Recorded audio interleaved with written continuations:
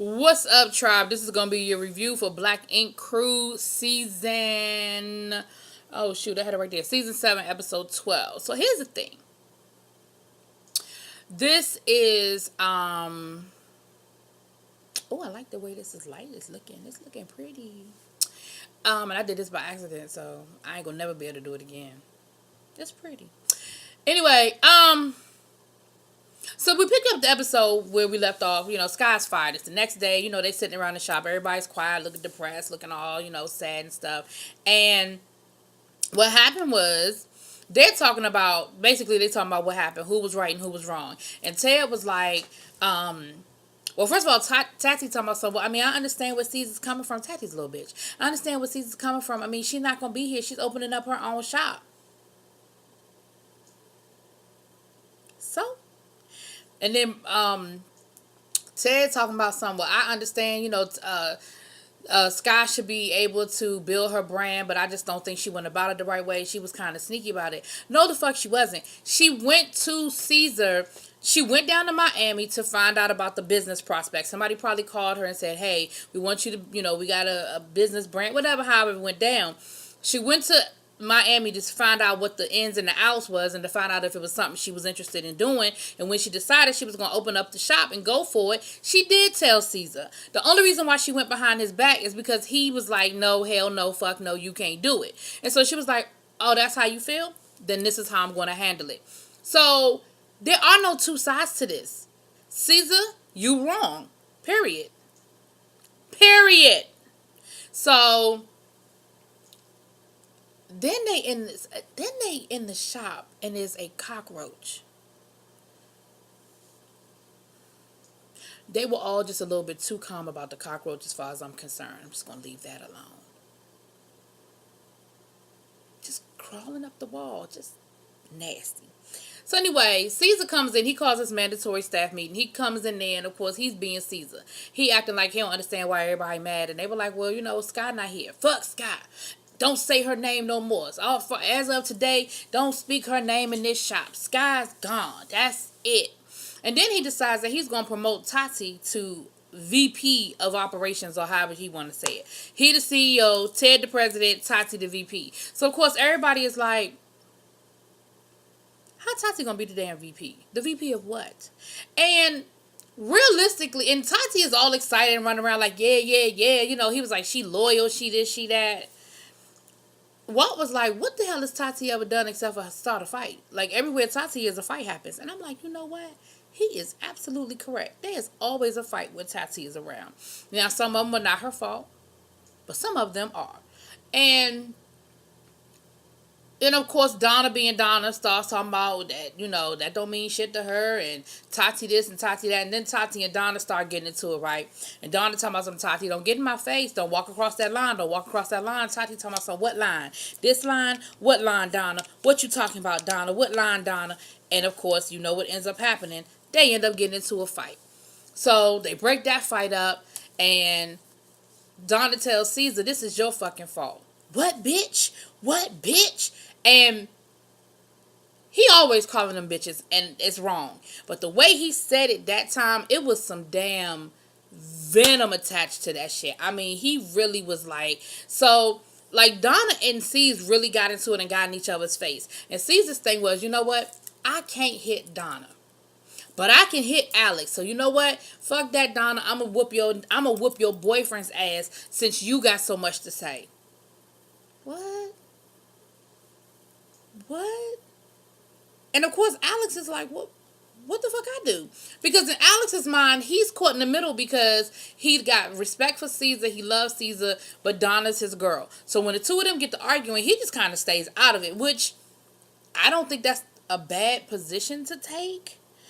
But on the flip side of it, Caesar sees it as being weak. Like, your girl out of line, you need to say something to her, or I'ma say something to her. And since you can't speak up, then I'ma whoop your ass since I can't whoop her ass. What? That's the dumbest logic I have ever heard. So then they get to arguing, and Alex is just walking away like he left the shop. He's outside. Caesar is following them down the damn street, cussing and fussing, and they still going back and forth, and he's still steadily trying to fight Alex. And Alex is like, I'm not trying to fight you. Like, you could tell that Alex was really not trying to be down with the shits or whatever. But I don't think Alex no punk now. Don't get me wrong. I just think that he really wasn't trying to be a part of that situation. He was really trying to stay out of it. But C's brought him into it. So then Kitty's talking C's down, talking about something, this is your shop. You run it the way you want to run it. You know that's how Donna is, and I know that's not an excuse, but you can't go there. You know what I'm saying? You can't let it take you to this point. You need to calm down, and you need to boss up. Whatever. So then we get to Bay and Rob. And they're, having a nice little family night or whatever. And, excuse me. And Rob gets a phone call. Come to find out his father passed away. His father had been diagnosed with lung cancer. And they thought they sort of had it under control, but it ended up taking his father out way before they were expecting it to. The doctors had told the family that his father should live for another couple of years. And this is what I love about Bay. And this is how you know that their relationship is some real shit. Because she was like, do you want to turn these cameras off? Like we can end this scene right now, because this is, and again, that's what I talk about when I talk about real life meeting reality. You could tell that was some real life shit. Like, they are crying real tears. You can see that he really is in shock. Like, he don't even know what to say. When she says, do you want to turn the cameras off? Like, he is in shock for a second, and then he's like, nah, it's okay. Nah, it's okay. And Bay says, she's glad that his father got a chance to meet the grandson, and that he really, he was a good guy. Like, she didn't have anything bad to say about the dad. And Bay was crying too, so that lets you know that, she had a relationship with these people, and she was upset and everything too. But it was a beautiful scene to just show that love. Like, she was just there for, like, 50 grand. Like, you want to turn these cameras off? And she was wiping his tears away, and it was sweet. I mean, it was a sad situation, but it was a sweet scene. Donna and Sky. Donna has a conversation with Sky, and she basically lets Sky know what went down, that she got fired again too, and all this other stuff. And Donna said, I know I've been fired before, but this one feels different. Like, this one feels like it's more to it. She said, even if we all make up and in kumbaya, it just feels like it'll never, like, we've crossed a line that feels like we'll just never be what we were. And I can understand where she's coming from with that, because sometimes things just can't be fixed. Like, you can be friends again, but it ain't never the same. It's never like it was before y'all had that fight, disagreement, argument, whatever. And it just seems like maybe that's what's going on with them. Like, they're just at a point where they just can't get back from. And so, Caesar, back at the shop, Caesar brings in 3 new tattoo artists. He said he's been traveling all over the country. He's met tattoo artists, and, he's tired of playing this back and forth with them. He's tired of people not taking him serious, thinking when he fired them, it don't mean nothing. He was like, so this is what it is. They're fired. They not coming back. I got 3 new tattoo artists that's going to take their place, and this is how it's going to work. And we're going to have a party to celebrate, because, he's always ready for a party. We're going to have a party to celebrate under new management party. And so, of course, they're really not, again, Bay not taking him, like, they're still not taking him seriously. Bae was like, Bay's, making jokes or whatever, and Caesar got an attitude. Bae was like, what you going to do, fire me? Like, she was like, you going to fire me? And, I mean, he didn't. But, so it's two artists and an apprentice. And then the one artist, of course, he walks up in the door with a client, and Tati's like, see, this is what we talking about. We making money already. That's what we talking about. Tati. So, back over to Bay and Rob. Bay takes Rob down to Times Square. If you remember, that's where they got engaged. She said, this is such a special place for us. And it's raining. You got the baby out there in the rain. So you had to know it was more to it than just, she said, you've been so sad lately. I just want to, take you out the house and take you. This is, a lot of people don't like Times Square because it's so touristy. But for us, it means so much because this is where we originally got engaged. As someone who grew up in a tourist city, Washington, D.C., I hated going to, I still do really, parts of the city that are going to be heavy with tourists. But sometimes it's just a necessary evil. And sometimes you want to be a tourist, even though it's your own city. Sometimes you want to be a tourist. Sometimes people come in town and they want you to take them to all the touristy places. And it's cool. Like, for me, being a history nerd, I'm cool with it. I'm happy about it. But everybody ain't, everybody ain't really down for that or whatever. So anyway, off topic. Back on topic. So they end up going to one of those, those people that draw the caricatures, the little tourist caricatures and everything like that. And they're getting a caricature drawn of them. And the guy, and, Babe was saying, look, for everything that happened with your father, it just made me realize that life is short. And I just don't want to waste any more time. I love you. I love our family. And, I think I'm ready. And, Rob was like, ready for what? She said, I'm ready. Rob was like, what you talking about? She said, look at the picture. And the guy had drawn a picture of the two of them, him in a tuxedo, her in a dress, and then at the top it says, let's get married. And he was really like, oh, that's a cute picture. She was like, look at the picture. He was like, okay.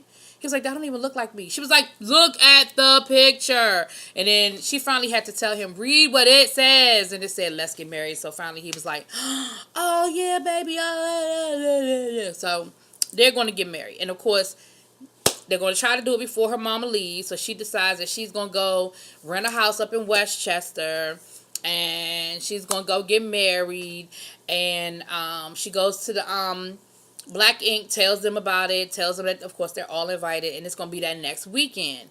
And, she goes to C's and tells C's, I'm getting married. And he was like, all right. She was like, I need you to be a little more excited than that. Like, I'm getting married. He was like, you're supposed to have been married. She was like, I know, but I wanted to let you know that I'm getting married. And, I just want to let you know that, sorry, that's my phone. You really mean something to me. You're really special to me. And since I don't have a father, I really would like for you to walk me down the aisle. And Caesar was like, wow, like, that's really important. Like, that's a big deal. He was like, are you sure? She said, yeah, no, I'm really sure. I want you to walk me down the aisle. So he says yes. Now, I jumped a little bit ahead with that, but we'll get back to that. Now, down in Miami, Sky done jumped her happy ass on the plane. She said, look, since Caesar don't really want to be a part of this, and I'm no longer, he done fired me from Black Ink, and, all that's going on, I've just decided that I'm going to go full throttle with my shop. We're going to accelerate the process. Because, again, she had planned in her shop process her obligation to Black Ink, whether it be to the show Black Ink or to the actual Black Ink. But she had factored in her obligation. And so her timetable for opening up her shop was based on her availability of being able to work all of the stuff that you have to put into opening up a shop into her already set schedule. But since Caesar fired her, she was like, fuck it, I'm gonna take my happy ass down here to Miami and we gonna make it work. Like, I'm gonna pop it one day, every day, boom, boom, boom, to get this shop open. So they're working on everything, and she said, I'm gonna open up my shop. She said, and I'm gonna invite all of Black Ink except for Caesar. Since he doesn't, he doesn't support me, he doesn't see my vision, he doesn't want to, see me be anything other than work for him. Fuck him. You know what I mean? So, you see her and her staff, and she's being Sky. She's being extra, and she's being Sky. And so she says, that's what we're going to do. Now, here's where the disaster is going to happen. You see this is going to happen. Bay's wedding is going to be the same weekend as Sky's opening. So, we're going to get to that. We'll get to that next week, really. We don't really get to it on this episode, but you see it. You see it going. You're like, oh, damn. Because, of course, she's inviting everybody from Black Ink, but everybody's going to go to Bay's wedding. You know what I mean? Or at least that's what it seemed like happened. So, that's what was going on with Sky. Back up to Black Ink, right? They're having the party. It's an 80s theme party because everybody was making money in the 80s. And Caesar, does his little speech and let everybody know why we're here. We're here because Black Ink's under new management. I got my girl Tati as my new VP. Tati is drunk off her ass. Like, again. And why? Okay, y'all. And maybe it was me. And I'm going to defer to some of my other reviewers. I swear I saw Jade. She didn't have on no blue hair. She had on regular hair. But I swear I saw Jade at this party. Now, I could be wrong.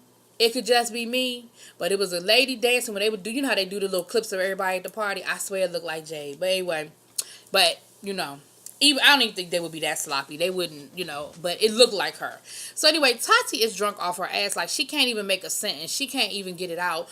But basically, she was like, thank you for your support. I appreciate y'all, and let's party. But she is so damn drunk.